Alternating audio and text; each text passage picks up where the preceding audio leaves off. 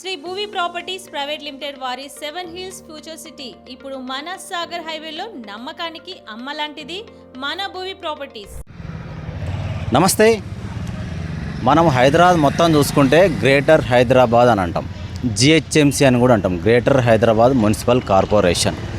అంటే మన మున్సిపల్ పరిధి ఉన్నంత వరకు కూడా సిటీ అనే కాదు, మున్సిపల్ పరిధి సిటీ అవుట్స్కట్స్లో ఉన్న నగరాలు ఏవేవైతే ఉన్నాయో అక్కడ కూడా నీట్గా ఉంచుకోవాలి, ప్రకృతి పరిశుభ్రత అని చెప్పేసి కూడా మనం వింటూనే ఉంటాం.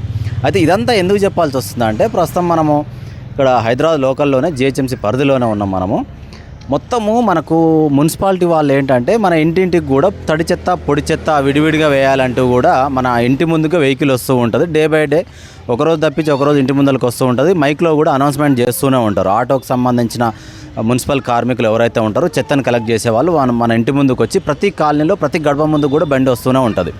అంటే మన కాలనీలోకి ఎంట్రీ అవుతుండగానే విజిల్ వేస్తూ ఉండడము, మైక్లో అనౌన్స్మెంట్ చేస్తూ ఉండడము, చెత్తను అనేది కూడా వాళ్ళ వెహికల్స్లలో వేసుకొని వెళ్తూ ఉండడం, ఇదంతా చేస్తూనే ఉంటారు. అంటే దాదాపు ఇది ఒక 10-12 సంవత్సరాల నుంచి క్రమం తప్పకుండా ఒక ఆటో అనేది మున్సిపల్కి సంబంధించిన ఆటో అనేది ప్రతి ఇంటి ముందు కూడా రావడం జరుగుతుంది. అయితే ఇప్పుడు మనం ఒక కాలనీలో ఉన్నాం. మనము ఇక మీకు లెఫ్ట్ సైడ్ నేను చూపించే ప్రయత్నం చేస్తాను. నేను ఈ చెత్త అంతా చూడండి, ఇది ఇక్కడ ఇట్లా ఎందుకు వేయాల్సి వచ్చింది, ప్రధానంగా మేము తీసుకున్నది ఏంటంటే ఈ చెత్త ఇక్కడ ఎందుకు వేయాల్సి వచ్చింది. మెయిన్ డంపింగ్ యార్డ్స్ ఉంటూ ఉంటాయి.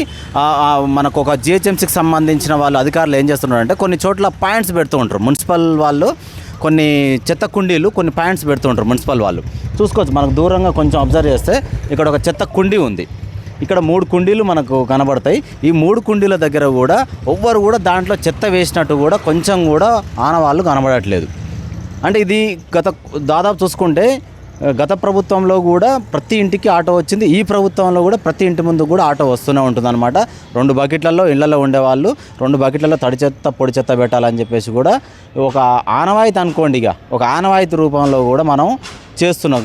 కానీ కాలక్రమేణా ఏమైందో తెలియదు, అది మొత్తం అటకెక్కి అంటే ఇక మనకు పచ్చదనం ఎందుకు పరిశుభ్రత ఎందుకు అనే విధంగా తయారైంది.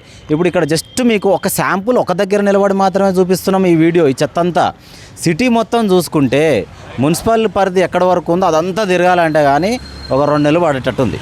2 నెలల్లో కొన్ని టీములుగా డివైడ్ అయిపోతే సిటీలో ఎక్కడెక్కడ చెత్త ఎట్లేస్తారు, రోడ్ల మధ్యలో ఎందుకు వేస్తారు. ఇప్పుడు నేను నిలబడ్డ ప్లేస్ నుంచి కొంచెం వెనక్కి వెళ్ళినా కొంచెం ముందుకు వెళ్ళినా కూడా పూర్తి స్థాయిలో కూడా మంచి అపార్ట్మెంట్లు ఉన్నాయి, ఇండిపెండెంట్ హౌసెస్ ఉన్నాయి, మంచిగా చాలా నీట్గా ఉన్న కాలనీలు ఉన్నాయి. అంటే జిహెచ్ఎంసీ వాళ్ళు అధికారులు చాలా నీట్గా ఎక్కడ పడితే అక్కడ వేయొద్దని అలాంటి చెత్త కుండీలు మంచిగా ఏర్పాటు చేశారు. కాలనీ వాళ్ళైనా సరే ఇళ్లలో వంట చేసుకొని గృహిణులైనా సరే చెత్త కుండీలలో వేయండి, లేకపోతే ఇంటి ముందుకు ఆటో వస్తే ఆటోలో చెత్తను వేయండి అని చెప్పేసి కూడా వాళ్ళు చెప్తూనే ఉంటారు. వాళ్ళు ఎక్కడ పడితే అక్కడ వేయండి, మీరు వేసింది చూసి మేము వచ్చి ఫోటోలు కొడతాం, మీకు ఫైన్లు వేస్తాం అని చెప్పేసి ఏ మున్సిపల్ అధికారి కూడా అలా చెప్పడు. వాళ్ళకే ఇబ్బంది. వాళ్ళు వచ్చి మళ్ళీ ఇదంతా ఆటోలు వేసుకొని పోవాలి, వాళ్ళ జిహెచ్ఎంసీ వెహికల్ లారీలు ఉంటాయి వాటిల్లో వేసుకొని పోవాలి. ఒకసారి అందులో ఏమైనా చెత్త ఉందా లేదా కూడా చూసే ప్రయత్నం చేద్దాము.